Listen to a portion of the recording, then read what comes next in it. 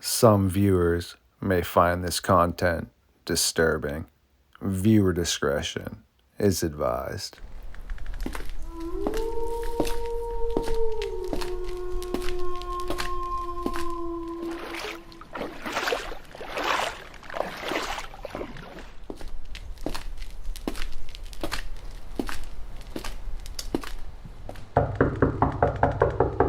Who dares awaken me from my slumber? JJ the Squatch Man. Yes, this is interesting seeing you here in the Fox Den tonight. We must be getting ready for another episode of Midnight Lycanthropy here on StarFox Radio. I always do enjoy tracking down the Dogman.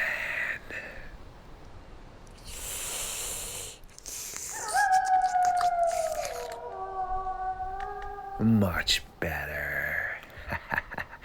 Yes, even I have to eat sometimes.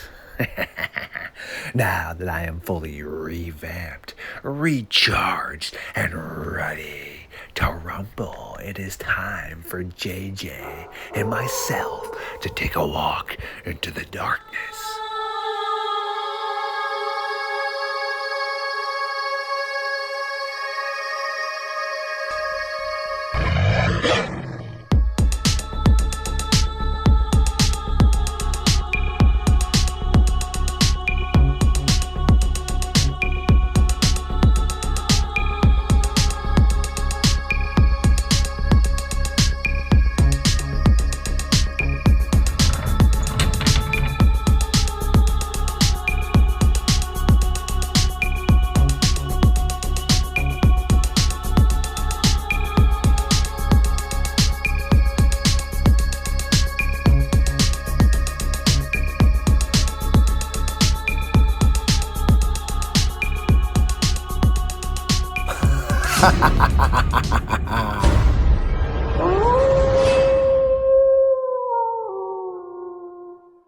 My creatures of the night, yes, welcome back again to another episode of Midnight Lycanthropy here on Star Fox Radio. We are going to be diving into some very interesting topics, as we always do here in the Fox Den.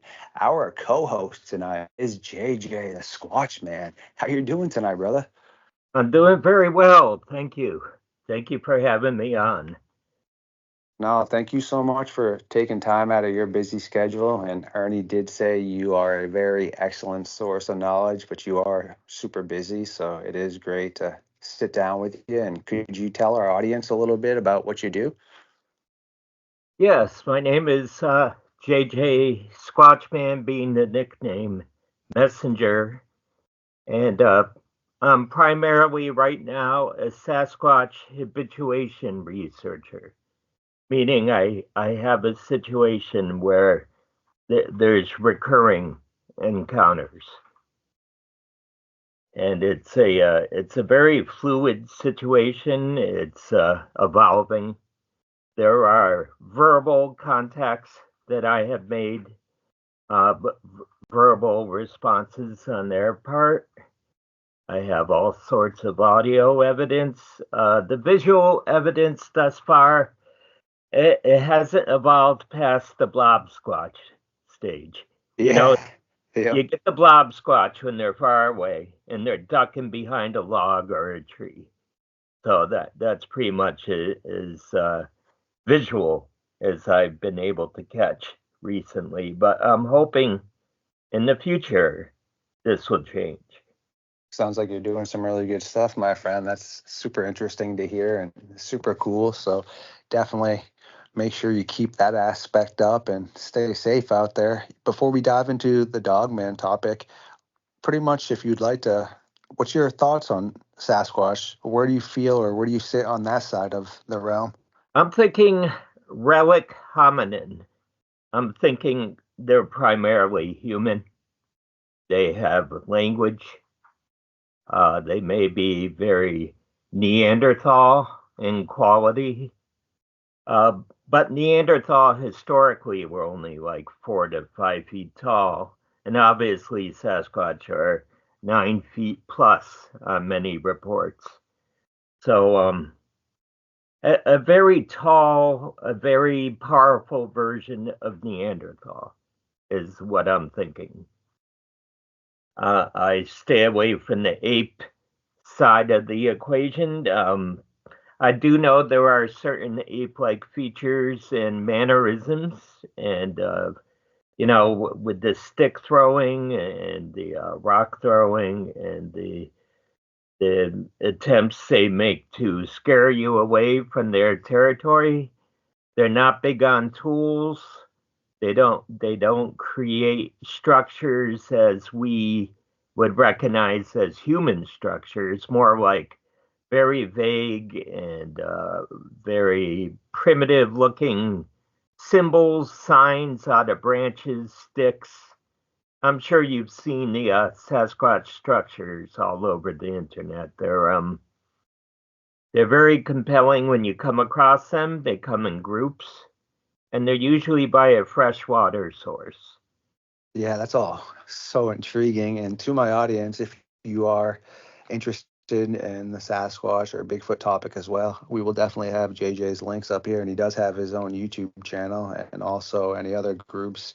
We will have those linked for you too. So I do highly suggest going over and checking that out. And I've always, honestly, since a kid, I mean, Bigfoot, Loch Ness Monster were the first things that any child kind of gets introduced to. So I would like to say I'm educated enough about the topic where you and I could sit down and have a conversation with you, but I have not poured any effort, meaning into trying to really put thought as to what they could be or how they act or any really new encounters, meaning once I hit high school and I found out about Jody Cook and the North American Dogman Project and was watching Monster Quest and Linda Godfrey and everything, I just got absolutely compelled by the mystery of the Dogman topic. And now, fast forward in the past year or so, I've been given the opportunity to take up a journalist aspect spot and historian aspect, also with visuals and graphics design with the North American Dogman Project. So it's been an amazing journey so far and a great opportunity. Yet now I find myself with so many questions as to what could this being or creature or entity be, that last night I sat down for a bit because my brain was toasted from working on regrouping and revamping my videos and getting that out. And I will state that to my audience here. I had to go through a rebranding aspect. You will be getting brand new content and re-uploaded videos in between. I do apologize, but bear with me and rip out the support for me. Thank you.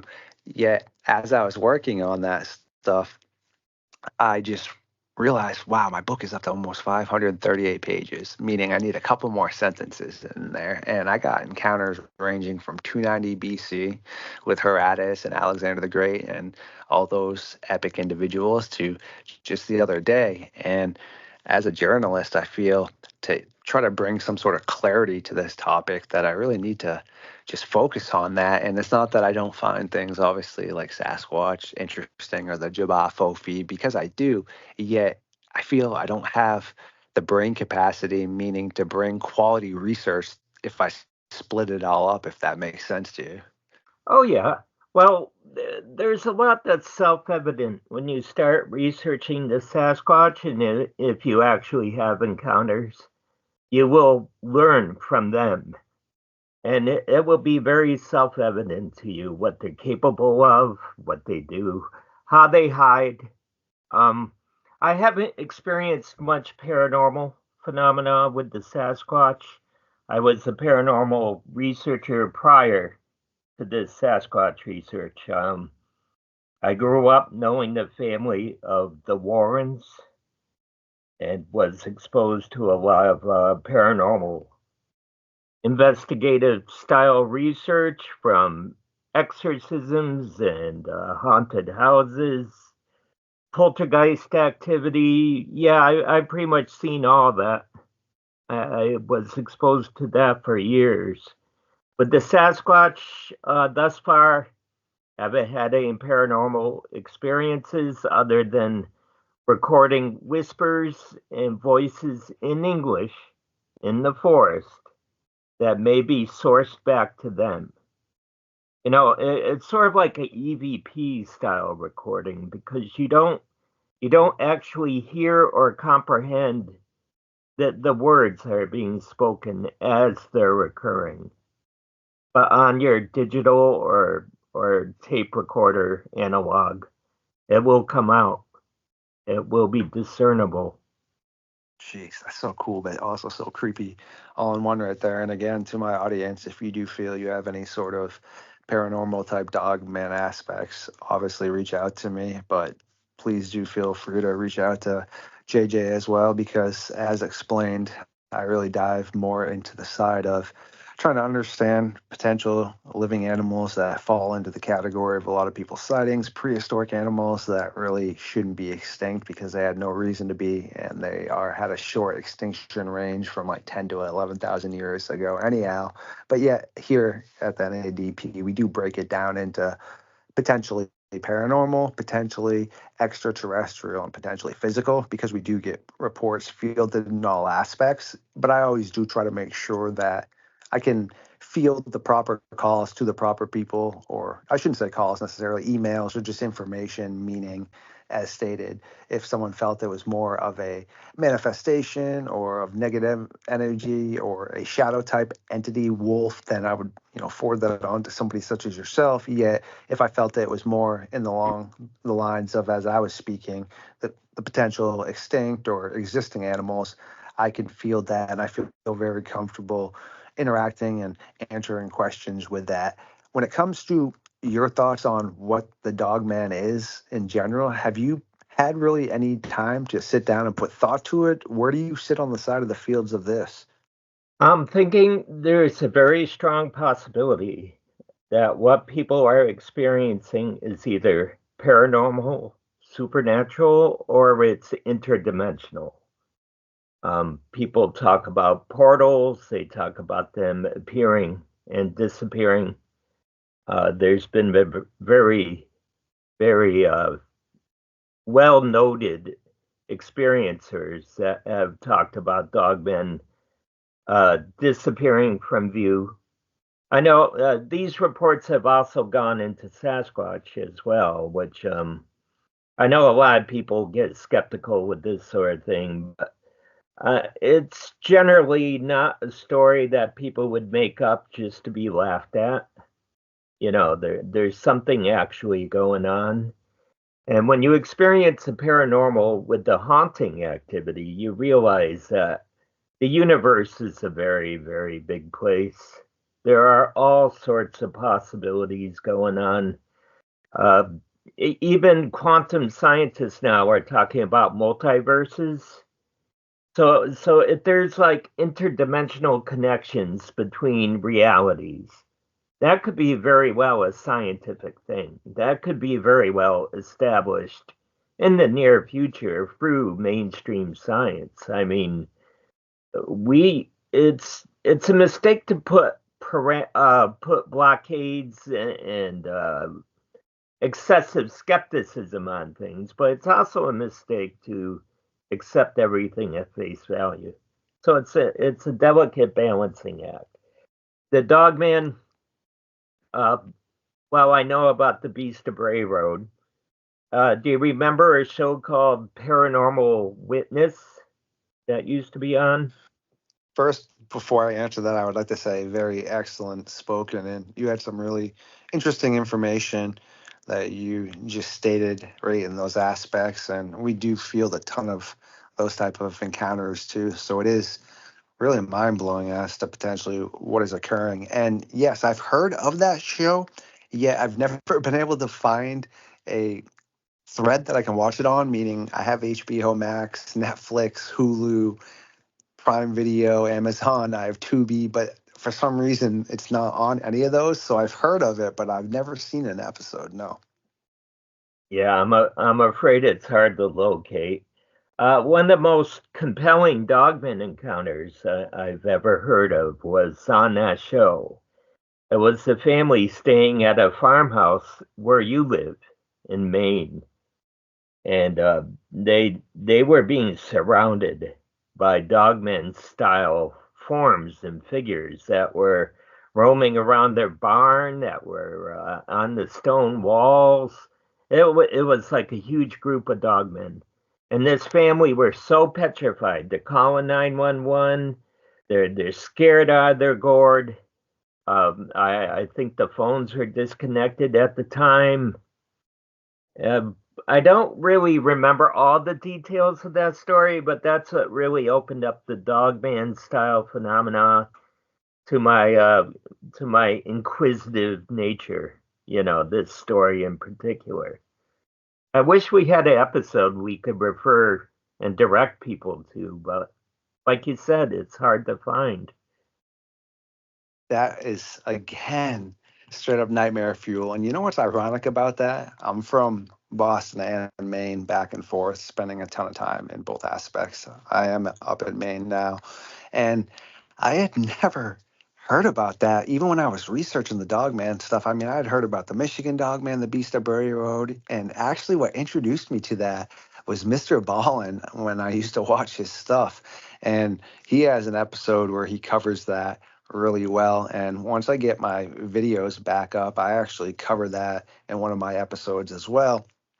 And I never had a chance to talk directly to the Martin family. I know Jody Cook did, who is the founder and leader of the North American Dogman Project. He's also one of my best friends, too. He's a legend. Well, he had a chance to speak to them directly and go up there. I had a chance to go up to the area, not directly meaning to the property of the farmhouse, because I was not able to contact directly the new owners or anything, because I wasn't interested in just asking them what, if anything, had occurred since the Martin family left, because as far as I know, the Martin family has no desire, there we go, to speak of what occurred to them, because they've already talked about it. As you stated, it was on Paranormal Witness. They've told their story, but they don't make it where they're able to be contacted. As far as I know, I don't know anyone that has spoken to them outside of directly when it had occurred, meaning now, even on podcast or anything, I've never heard of anyone speak to the Martin family. So I'm pretty sure, like I said, they were not about what had occurred and just stated, hey, this is what happened, but we don't need to talk about this anymore. And this is messed up. So it was, now that I understand what occurred, yeah, straight up nightmare fuel. It's up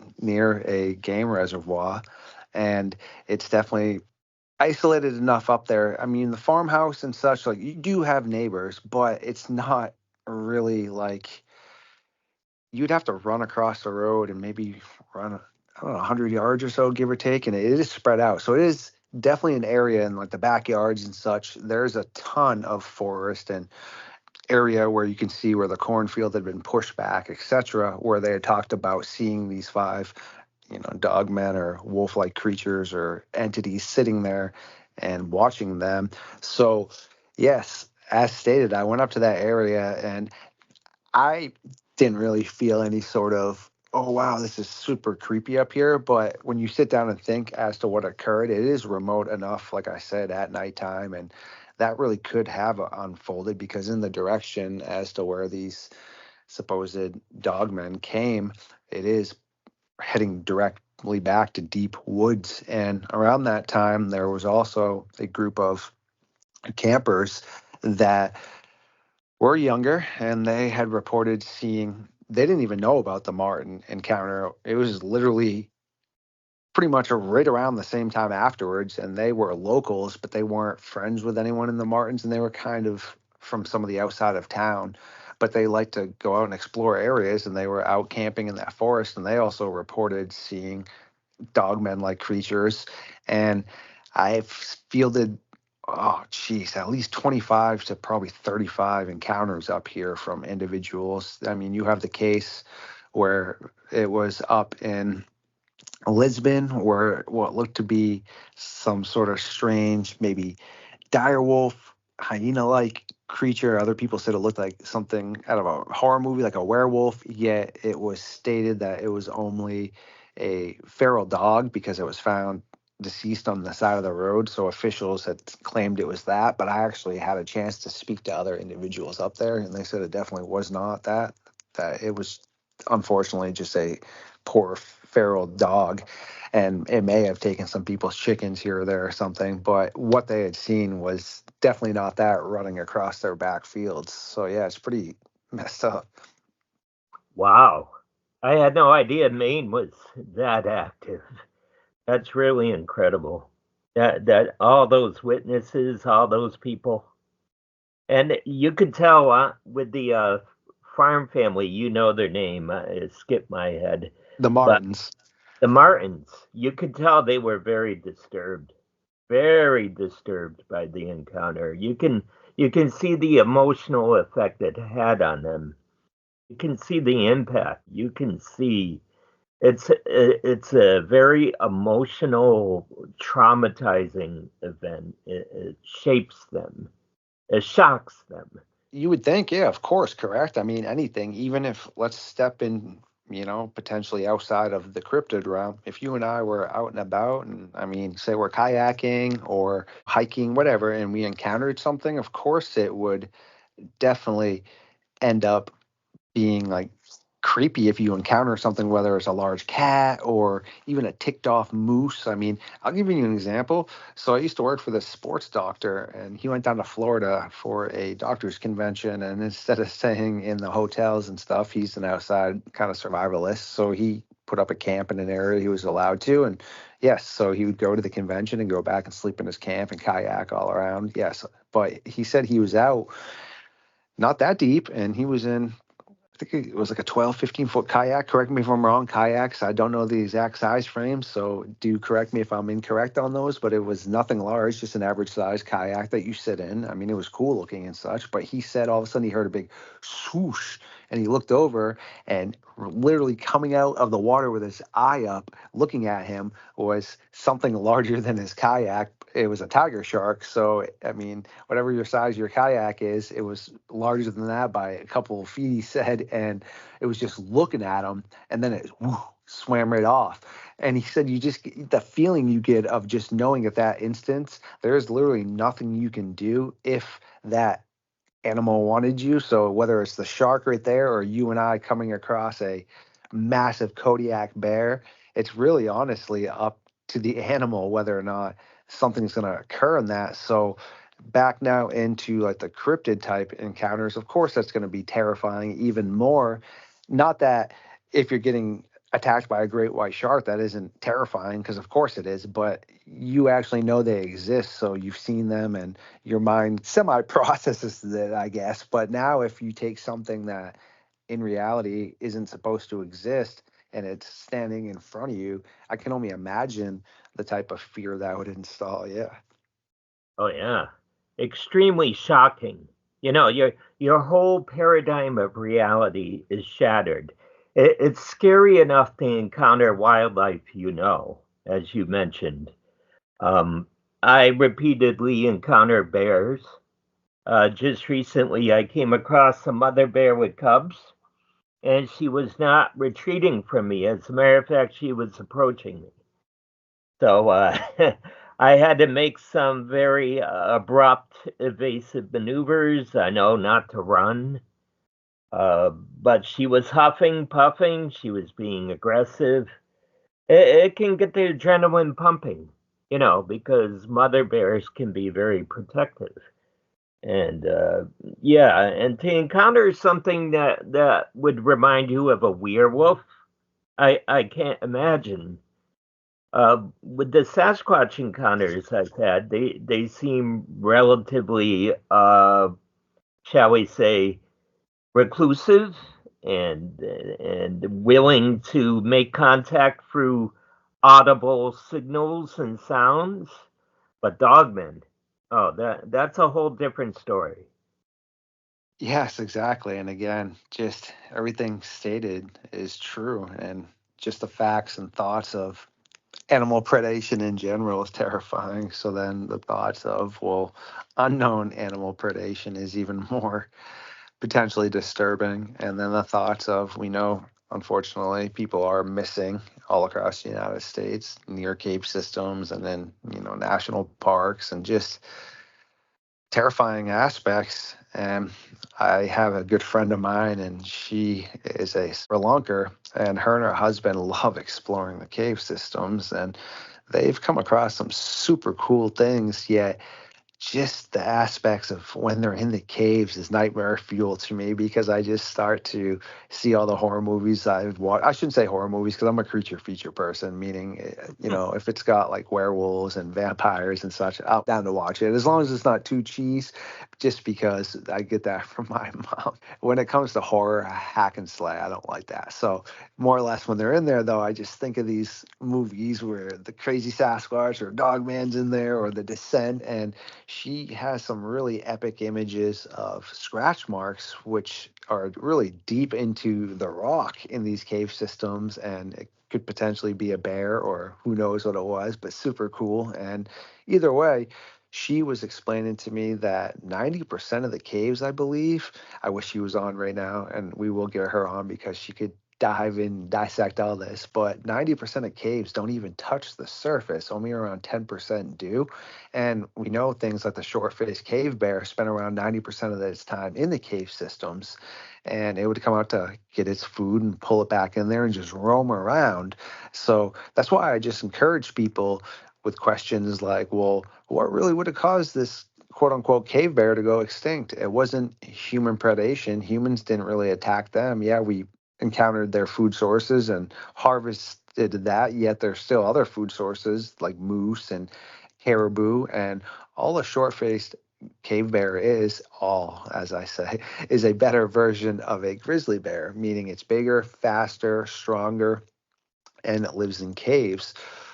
So what has changed so much in the past 10,000 to 11,000 years in climate in North America, in these areas where it lived in cave systems? Nothing, more or less, but outside, sure, a little bit, but again, nothing. So the caves are its shelter. So when scientists state 10,000, 11,000 years ago, dire wolves went extinct, same thing with short-faced cave bears, same thing with cave hyenas, North American hyenas, same thing with the Dinopithecus, the giant baboon, human-sized ape. What would cause them to all go extinct if, again, like I stated, none of those had human encroachment on them? Sure, on some of their food sources, yet they would still be eating the same things now, and they would all be around and in caves too. How do you feel about that? I believe there is a large variety of supposedly extinct animals which aren't. I believe that they're very reclusive and they know how to avoid human contact. And like you said, the underground cave systems in several states are just so extensive. And I think it's human arrogance we have with that we think we know everything and we've seen everything and everything's charted. Look how shocked they were to discover the coelacanth, the prehistoric fish. They're still discovering unknown species of monkeys, chimps, deer. There's a Venezuelan deer that they thought was extinct or not real. It's just they're discovering more and more, and scientists get shocked when it happens because there is this academic arrogance. We have everything charted and dialogued and cataloged, and everything is pinned down. We believe we have everything all figured out on this planet, and I don't believe we're even near, actually. Very well spoken, and I couldn't agree more, because yes, I always do tell everybody that humans, we are the only animals for some reason that don't think we are animals and think that we're better than every other animal, meaning we think we know everything. We think that any sort of other animal is not intelligent because they don't pick up cell phones or computers. Yet every animal lives outside, finds its own food, makes its own home, goes through seasons without going to grocery stores and such. Yet we live in controlled conditions and yes, large groups, and we depend on each other, etc. Whereas a crocodile, somebody might be like, oh, well, there. What do you mean? Reptiles aren't smart. Yeah, of course it is, because everyone tells you in areas with crocodiles, especially saltwater crocodiles, you can never go down to the same spot in the river or the lakes to get water, whether to clean your clothing, to bathe or drink, and you can never camp in the same spot because they pick up on that. And so many times that's how they've gotten people, unfortunately. And if you weren't intelligent, how would you figure that out? So, yes, very well stated. Like you said, we are just so arrogant sometimes. Oh, terribly. It's just, it's quite comical when you think about it because some researchers and wildlife experts, if you will, they'll act like it's like a personal insult if you even suggest to them that there may be a lot more going on and prowling the forests and the caves, and it's almost like a personal insult to them to even suggest that. They're like, of course not. No. It's so funny too because, again, some people out there, it's okay to each their own. Yeah, a lot of people, when it comes to claiming they're experts, is such a horrible way to approach things. If someone wants to dub somebody an expert, hey, that's a terminology. Cool. That's a awesome kudos and an awesome compliment. Yet the person that is being called the expert should never view themselves as an expert, meaning you should always have an open mind and always want to learn more. No matter what, I always want to learn. I want to be corrected. I want to sit down and be able to pick people's mind that have more knowledge than I do, whether it's in general or just in a topic or anything. And yes, there's always room to evolve and learn more. And yeah, I'm a videographer and graphics designer. And people always say I do all this awesome stuff. But guess what? I learn new tricks of the trade all the time, meaning just from editing, hey, this is a shorter step than this. There's always room for growth. And I encourage anybody out there to want to learn and want to approach things with an open mind, because you miss out on so many things if you just end up playing in your own sandbox or your own mud puddle. There's so much quality information out there if you're able to filter through the junk, and just so much beautiful knowledge. You should always want to seep it in. My brain's like a sponge. Oh, that's well put. With the Sasquatch research, when I started doing this during the COVID shutdowns, and I was just probing the forests in my area because I had all the extra time on hand, um, my thinking was, okay, we have a bipedal ape, right? And it's probably related to Gigantopithecus. I was following all the mainstream research, and my thinking was if we had a big pile of like decaying meat, and if you had several trail cams, you would catch it. And I never, ever, ever thought it would be an intelligent species with language capability and with a social structure and with actually the ability to outsmart us. Now, that never even occurred to me. And I can tell you how humbled I was as little by little that reality became apparent. Again, well stated. And yes, it's funny because some people choose to evolve and learn more, and others tend to get sometimes stuck in their ways. For an example, like my grandfather has always given me crap because I want to do content creation, graphics design, journalism, etc. And he's always like, "Oh, you ever gonna do some real work, or you just gonna doodle cartoons forever, Kenny?"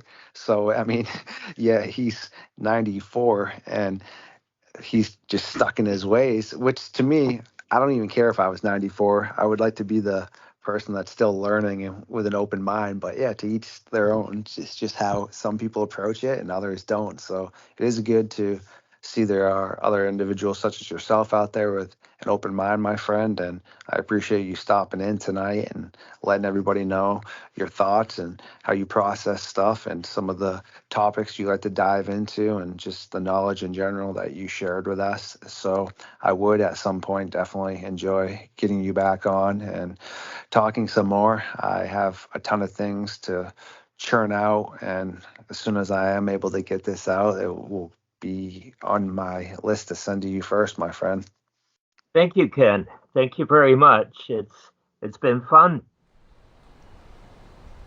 Thank you for everyone who once again stopped by tonight for another episode of Midnight Lycanthropy here on StarFox Radio. If you do enjoy my content, please like, subscribe, and share it. Feed the algorithm. And until next time, keep your head on a swivel.